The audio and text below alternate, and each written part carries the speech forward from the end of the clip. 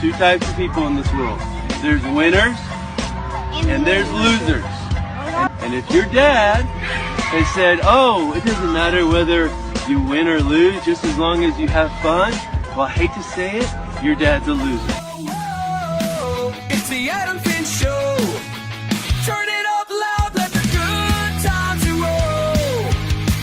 Talking real life, wild and raw. Stories that'll leave you dropping your jaw. Welcome, everyone, to another edition of the Adam Finch Show. I am, of course, your host, Adam Finch, and today we're going to be talking about winners and losers and losers. So I recently came across a video where a Little League baseball coach was hyping up his team, and he said something to the effect of, there's winners and there's losers. There's always going to be a winner or a loser. We're playing a game here. But if your dad comes up here and says, it doesn't matter how you do it, it's all about having fun, he's like, then your dad's a loser. Now, it's a bit of a comedy thing, but that mindset, the competitive mindset, the wanting to win, as we talk about, business and life, having that sort of drive is extremely important. Doesn't matter what it is, right? Like, you have to have a drive to become better every day. And if something doesn't go your way, if you don't win a job, or you lose a client, how you take that and what you do from it, to just say, oh, we'll get the next one, like, that's absolutely terrible mentality to have. You should be looking at that and going, why did we lose that client? What could we have done to be better? Same thing talking about, the baseball game. In a hockey game, whatever, right? The Stanley Cup playoffs just finished, right? And, Edmonton lost, Florida wins. And of course, yes, Edmonton, they're the losers, but you have to think about what they took to get there and what will they learn from that as they go forward, right? Like, obviously they had a winning year. They won a lot in the playoffs, and then, you don't necessarily win that last game there. So what's missing? What do you need to get there? Is it just, freak injury? Some stuff you can't help, but having a backup plan will ensure that you limit that risk.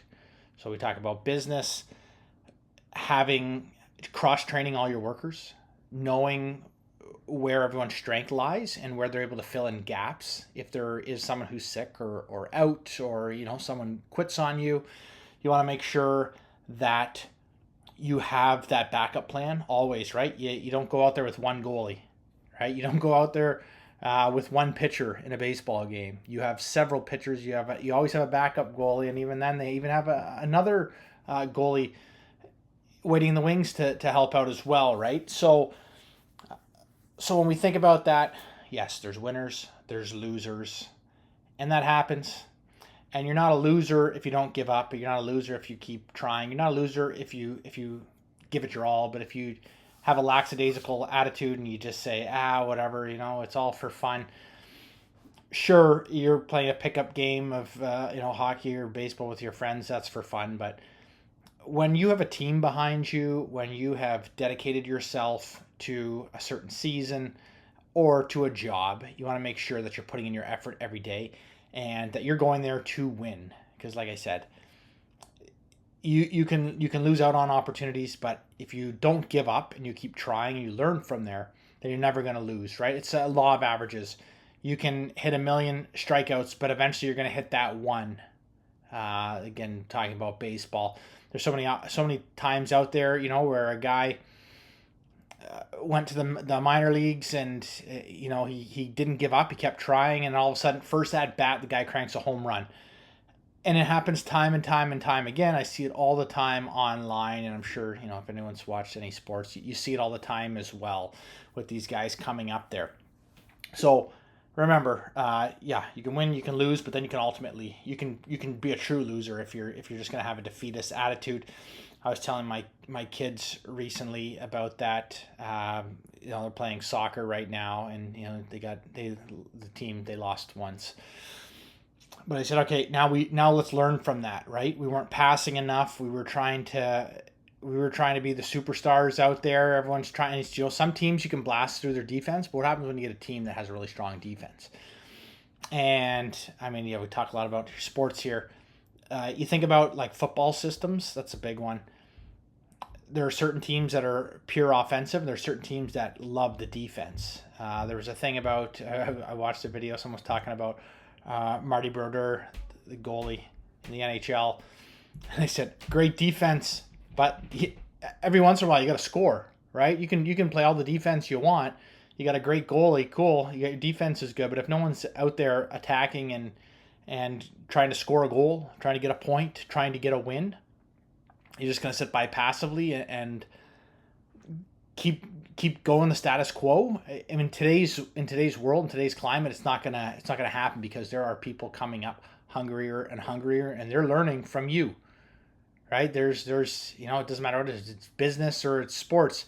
There is documentation, there's video, there's proof of what you did in the past, and there's proof of what you didn't do and why you've lost out on things. People talk. And so if you're not constantly trying to pivot and make changes, I listened to Michelle Romano a bunch of times at different conferences talk about that, how she had all these different failures, people would call failures, but it was just, for her, it was an opportunity to pivot and change. So, you know, you come up with this app, you know, you blow millions of dollars, that app didn't work, but you can take a piece of that app that you created, and that will spin off into something else, into something else, into something else, and all of a sudden, you know, you've got $1 billion company on your hands. We talk about the defeatist attitude and just the status quo. I can remember back when I played baseball, talk about baseball. When I played baseball, I was like 12, 13 years old, and only the first place and second place teams got trophies. And so we trained hard, and I trained hard to try and win that trophy every year. And then I remember, I think it was grade 6 track and field. For any event you didn't place, they gave you a participation trophy or a participation ribbon. And I remember being so angry, like, why would I want this? Why would I want this? And we talk about, you know, the participation generation. That was us back then. You know, kids born in the 80s into early 90s, and they were giving us these participation ribbons. My kids got participation ribbons this year, and they threw them out. They told me when they came home, they said, I threw out the participation ribbons. I didn't want those things. And they had ribbons for the events they did win in, or got first, second, third, whatever they got it. But they have that mentality as well. Like, why? I didn't, like, this is just, no, and I totally get it that people want a memento for what they did. And my kids, they did gymnastics, and they get a little medal at the end of it. And when my kids now were playing baseball previously, they did not give out a trophy. They were playing with the local Optimist team, and they did not give out trophies for the winning team.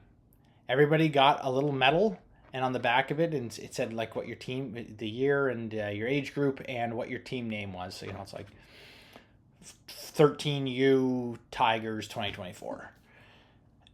And which is cool and all, but I think for the team that put in that effort and worked hard, they deserve to have something to show that I was the best, right? And they were the best. They beat all the other teams out in a tournament. And my kids, when they played, at least they still had that, at least when they played for, we're in Kitchener, Waterloo area here, so when they played for Kitchener minor baseball, they still had it. They had first and second, and then third and fourth went for the consolation trophies. So, and nobody else got anything. Right? That you got your hat or your jersey. That's your memento there. And you saw the difference in play and the difference in, I mean, you know, sometimes parents can be, you know, ruthless with some of these children's sports, but the children put more emphasis on the kids when they were playing for the more competitive league. And you just saw it. And the kids, the level of play that the kids were playing at was, it showed as well. And my kids, they were not baseball kids, so their effort, you know, they didn't put in as much effort as some of these other kids were. And so, you know, anyways, they didn't stay with that and how they play soccer, but you can see the aggression when they play soccer. and you can see them getting better. And I saw it because I'm helping coach my younger kids, like 13, 14-year-old kids. You can just see the natural progression. Some of the kids that were sluggish and they want to play, center back, and they've got to hustle, and you can see the effort that these kids are putting in because they're getting faster every time. But then we also talk about, being a team player as well. You're on a team, you got to make sure you're not being, a ball hog in a sense, and making sure that you're sharing the time as well, because we're a team. If you want to do individual sports, I talked about this, I think, on my last show, about how I like doing individual sports. Like I love playing baseball, but I didn't like relying on a team, because that's just mentally, I didn't like it. So and I don't mind coaching it and helping out that way, but just for me, I like to do solo challenges. So I did wrestling there in middle school for a little bit, which is kind of cool. Again, it's the effort you put in. If you're not getting your cardio up, you're not winning. When I got into doing things like half marathons, triathlon, if I can't finish this, it's my own fault. And I remember I ran my first marathon, and anyways, I had a bunch of knee pain there at the end of it, but I was hustling, and I made sure, like, I would see a guy in front of me and I would start booking it. Even though my knee was hurting, I'd start booking it, because I don't want to be last. And anyways, it wasn't last, so that was good there. Another thing, when your back's against the wall, you can really see it with people. I see it with people that are doing like real estate investing or development stuff.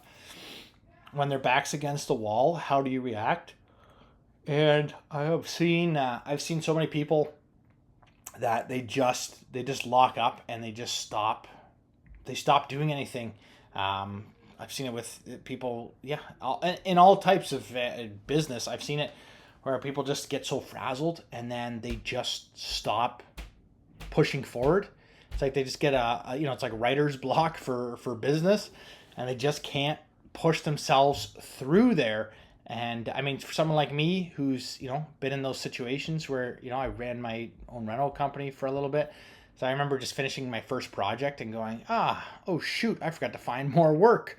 Finish your first big job and you forgot to market yourself and find more work. So fortunately the work started coming in and it was no problem there. But yeah, my back's against the wall. What do I do, right? How do I market myself? Start looking at a bunch of different people on YouTube, reaching out, just start pumping out, reaching out to people. It's the same thing. I want to do some speaking engagements some more this year. So I'll just start, okay, well, I need some. The year's ticking down. Let's start reaching out to people. And again, we talk about no quit mindset. The amount of people that don't answer back to me or say they're not interested or don't give me the time of day. You know what? No problem. What a win for me. That's not a loss. It's a win for me. Now I know I don't need to deal with them. They're not right for me, but they're now aware of me. I reached out. I told them who I am. I told them what I can do. Maybe I'm just not the fit right now for them. So that's another thing, right? Don't get so angry. If you're not picked for a sport team or you don't get a job, or you get angry at the company because they found somebody else. And the thing is, maybe your personality just doesn't mesh well with that culture. Right? These people, you have a 20, 30-year-old company. They have a culture that's there. In most cases, they have people that have worked for that company for, decades. And for you to come in now and have a totally different mindset, you gotta learn to play the game, right? So, you have to keep in mind, right? People aren't necessarily being rude to you. It's just you do not fit in with them. So, unfortunately, you don't get the job or you don't get the gig. And so when that happens, right, and you get, like I said, it's just a benefit to just say, no problem, move on to the next one, and don't even worry about it anymore. I'll go through some of my messages and be like, oh yeah, that guy, I remember him. He didn't want to give me the time of day. Delete. Don't worry about it, and move on from there. So when we talk about the no quit mindset, don't quit. And give it your all. I remember I was coaching a kid and we were playing rookie ball, so they were using the pitching machine. And this kid, he just couldn't swing fast enough to hit the ball. And I put in extra effort before every game. We were pitching extra to him. His dad was out there too, right? So this is a dad, right? He could have just said, don't worry, son.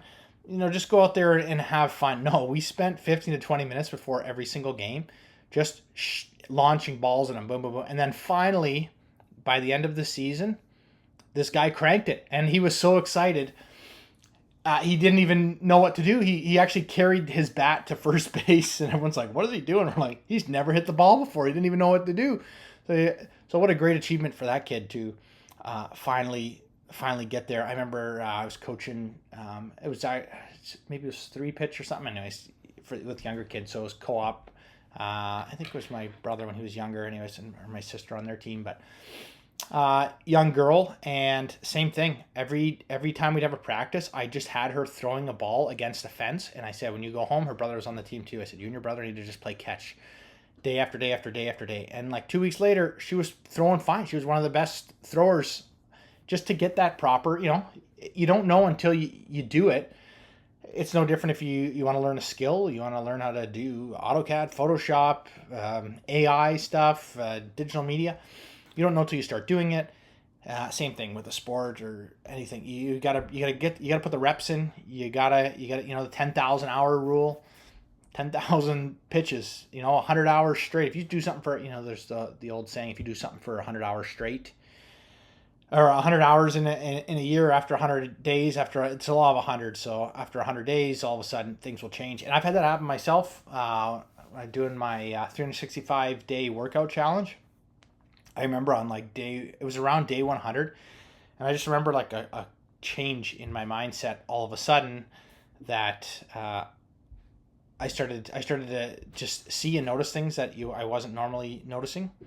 So that just goes to prove it there, right? The 100 days things, you do 100, and then you see it, right? All of a sudden now you can run faster, you can lift more weights, you can do more, you can accomplish more.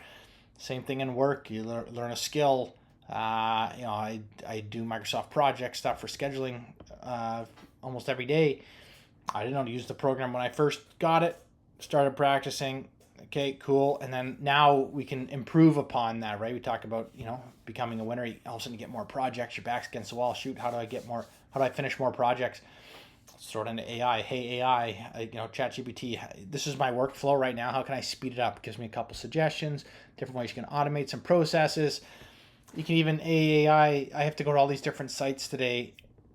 Can you tell me what's the fastest, most efficient route? Pumps it out as well, right? You can throw it into Google Maps and all that as well. But the technology's out there to help you improve upon what you're doing. You don't need to quit. There's always different ways out there to speed things up. Anyways, that's what I want to talk about today. Winners, losers, and then being a loser.